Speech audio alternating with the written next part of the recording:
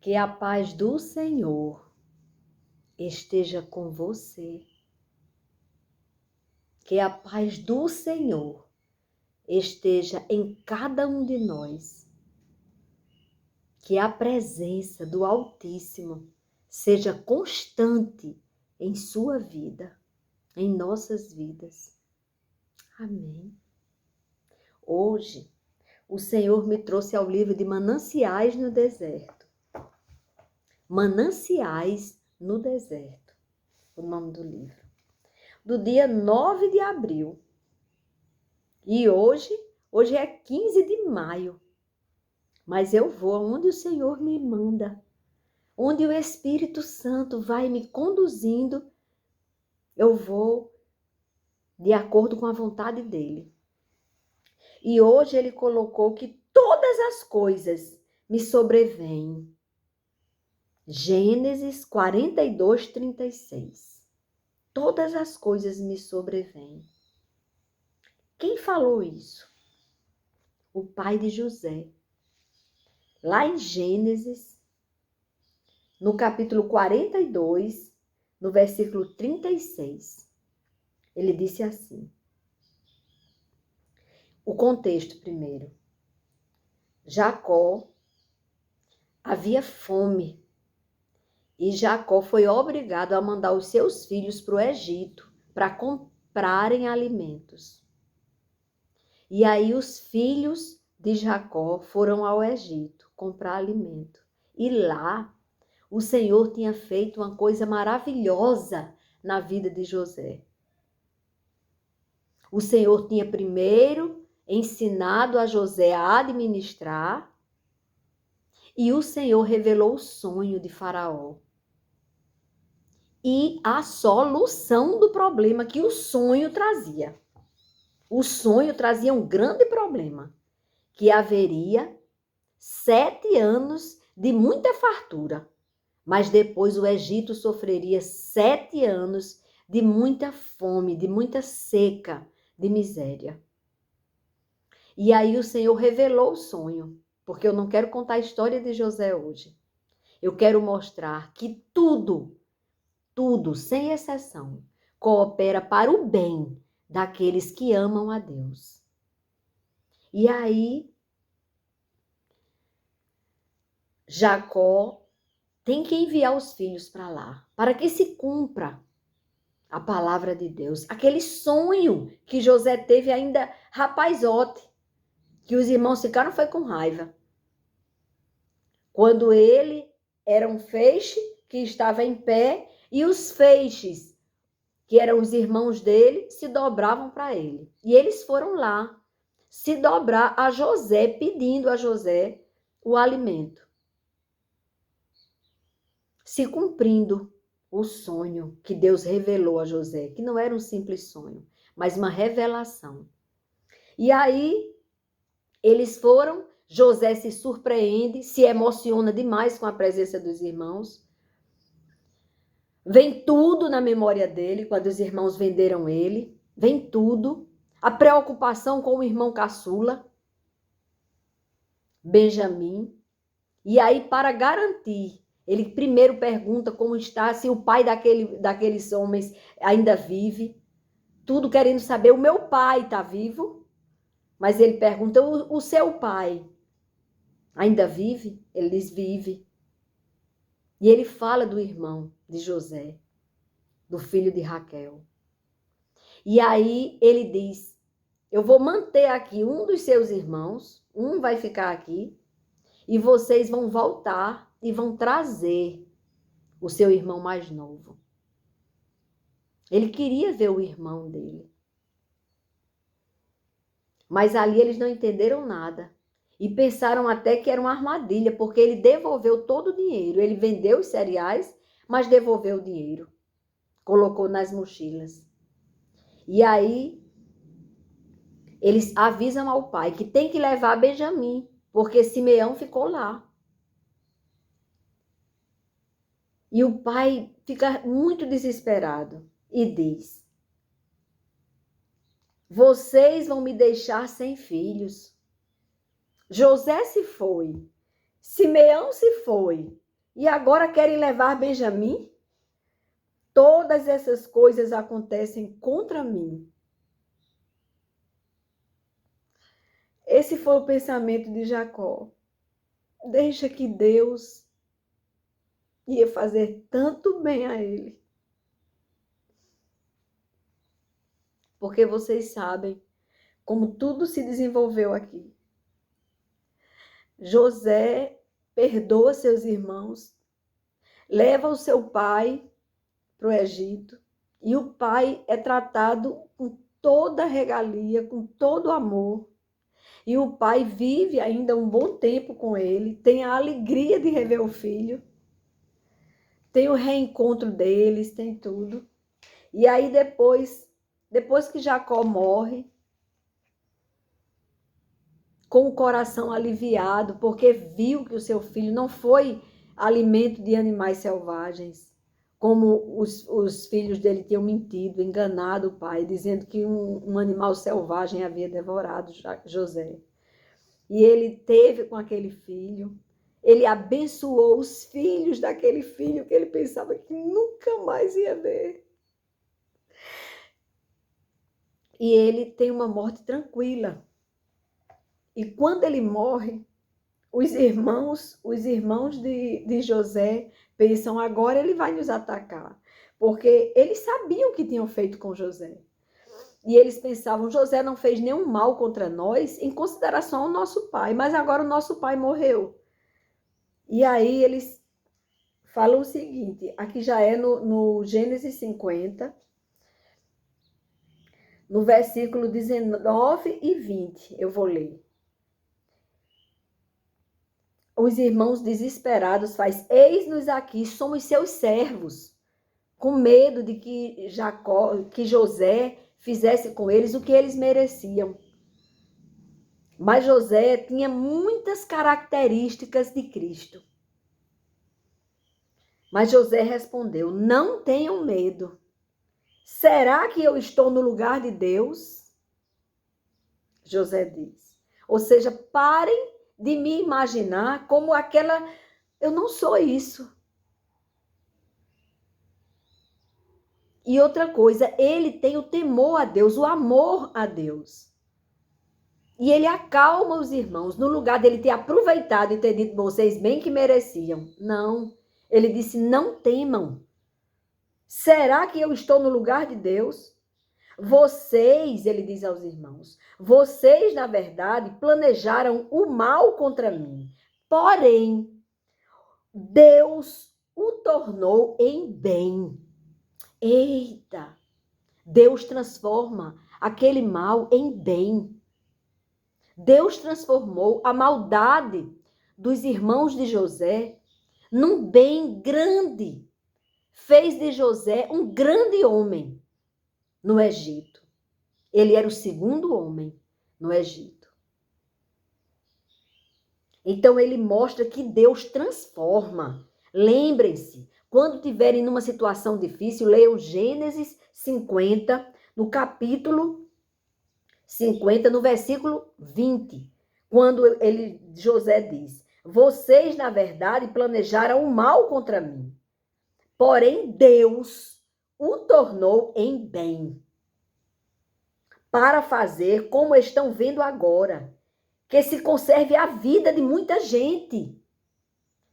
Era necessário José passar por tudo aquilo para a conservação de muita gente, para a salvação de muita gente e para o livramento da fome de muita gente. Aqui ele refere-se ao Egito e às nações circunvizinhas. Todas se alimentaram daquilo que Deus abençoou na administração de José. Aí ele ainda afirma no 21, portanto, não tenham medo. Eu sustentarei vocês e os seus filhos. E assim, José consolou seus irmãos. E lhes falou ao coração. Deu paz aos irmãos, que estavam tão angustiados. Esse é o contexto.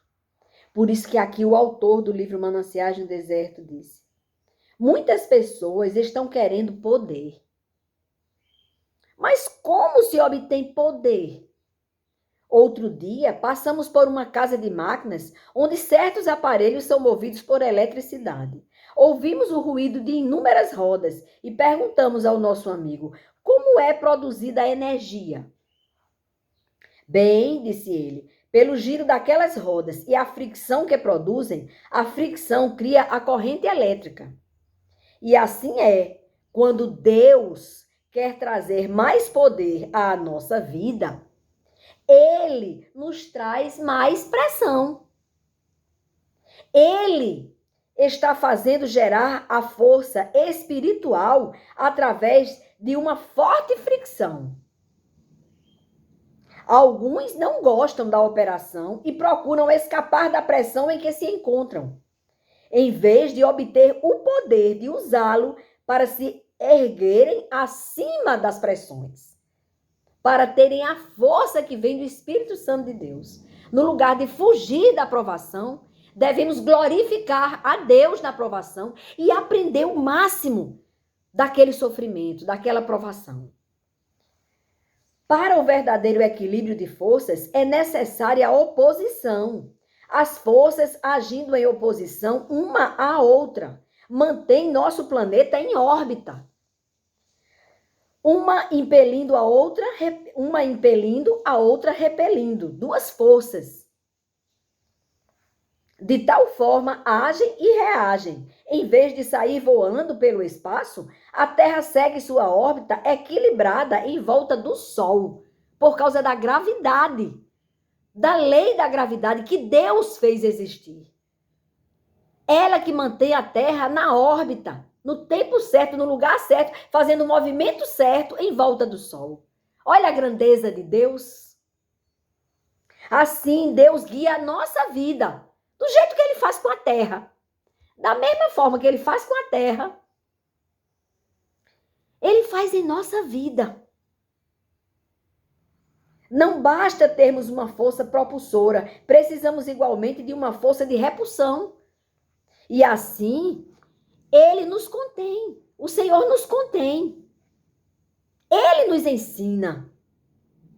Por meio das provações da vida, das pressões da tentação e da dificuldade, e de tudo que parece estar contra nós. Como Jacó estava pensando, está tudo contra mim. Já me levaram José, agora Simeão, e agora querem me levar Benjamim. Mas deixa que a pessoa pensa que está sendo contra nós.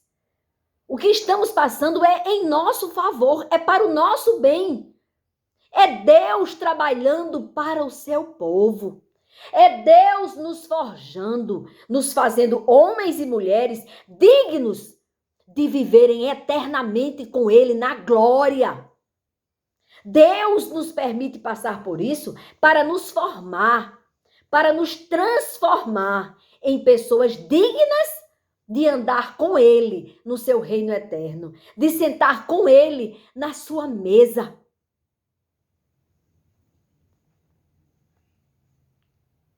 Estas dificuldades, na realidade, estão favorecendo o avanço da nossa caminhada para Deus e firmando o nosso andar com Deus. É só isso. É Deus nos educando, nos tratando, nos preparando para morarmos eternamente com Ele na glória. Isso é muito bom. Agradeçamos a Deus. Isso sim, devemos agradecer a Deus as provações, as dificuldades, as pressões das tentações, que são terríveis. Devemos agradecer a Deus, porque não há nenhuma tentação que você não possa resistir, que você não possa suportar. Deus só permite que Satanás, que está ali na coleira do Senhor, ele só permite que ele nos tente até onde nós possamos resistir e não pecar. E assim, impelidos por Deus, avancemos com fé e paciência em nossa jornada celeste. Nós estamos aqui nos preparando, o Senhor está nos preparando para morarmos com Ele na glória. Já pensou que coisa boa? É tudo isso que tem preparado para nós. Oh, Deus bom!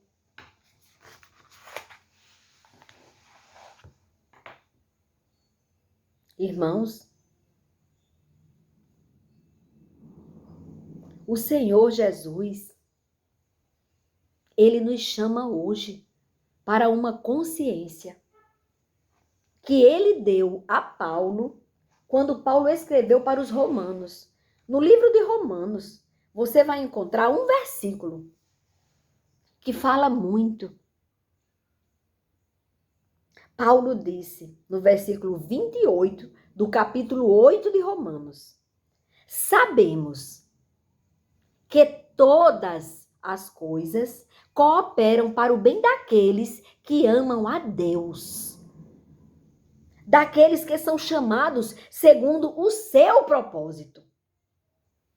Nós não estamos aqui por acaso. Há um propósito para você estar aqui.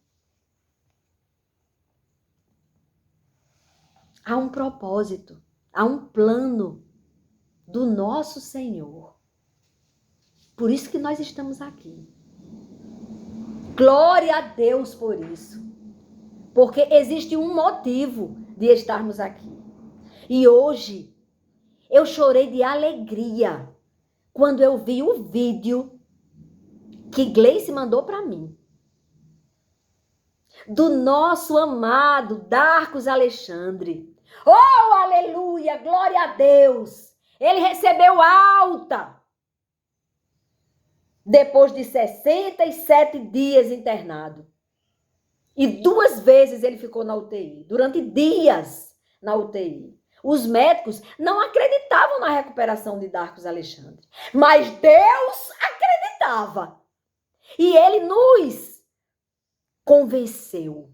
Nós sabíamos que a enfermidade de Darcos Alexandre não era para a morte, mas para a vida e para testemunho.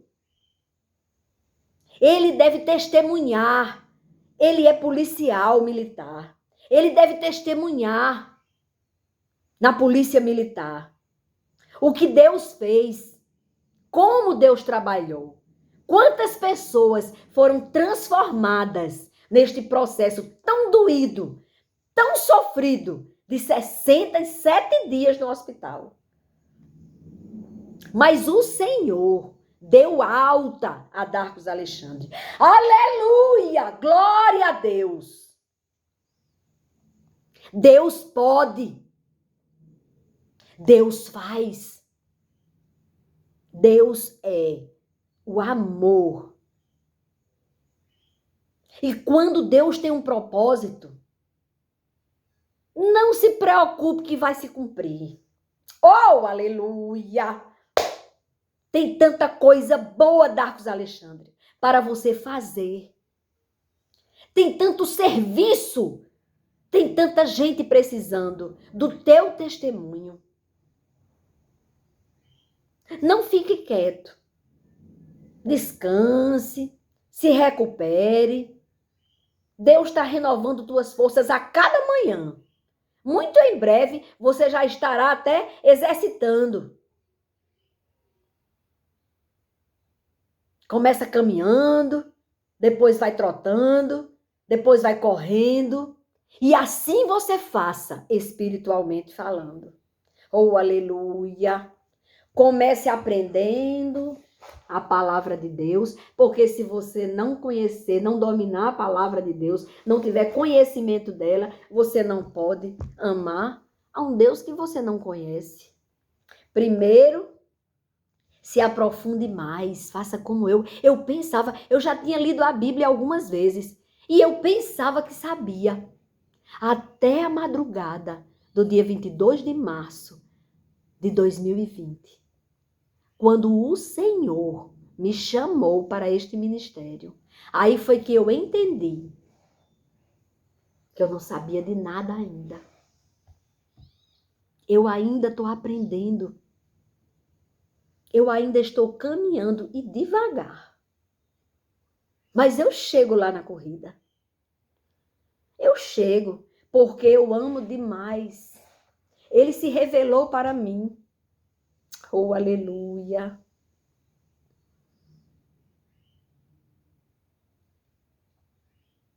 Jó disse: Senhor, Eu te conhecia só de ouvir dizer, mas hoje os meus olhos te veem e eu me arrependo no pó e na cinza. Quando a gente vê a Deus através dessas coisas, da sua recuperação, Darcos, da recuperação de Mateus, o filho do amigo de Gleice, está recuperado também, graças a Deus. Minha filha também está recuperada, graças a Deus. O meu genro, que é como filho para mim. Os meus netinhos também estão recuperados. E eu dou glória a Deus, porque Deus é bom. Vale a pena se aprofundar nele. Quanto mais você mergulhar nas águas do Espírito, maior vai ser a sua corrida espiritual. Porque aqui na terra nós estamos passando uma chuvinha. Às vezes demora até 100 e poucos anos.